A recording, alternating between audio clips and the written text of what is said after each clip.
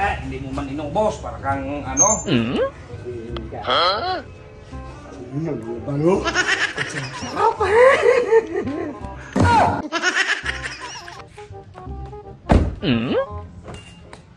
Hoy!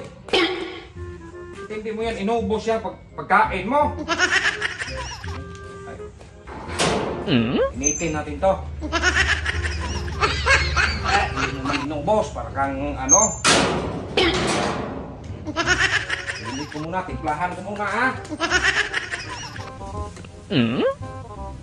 Ha?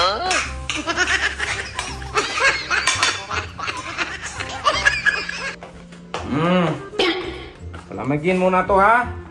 Mainit pa man. May nilagay pa yung vitamins. Kainin mo yan mamaya ha. Ha?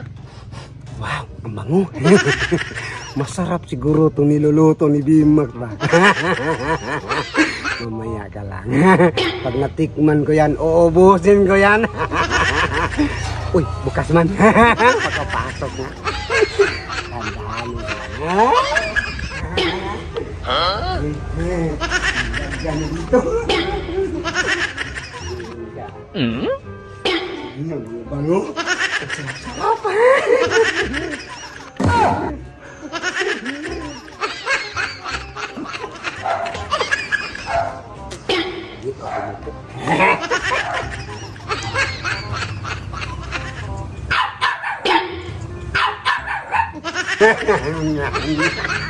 Busa.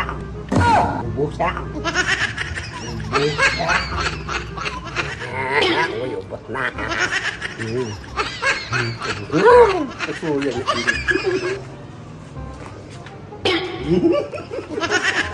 Yung pagkain niyo. Silipin natin. Magalit na yun kaya ubos na yung pagkain niya.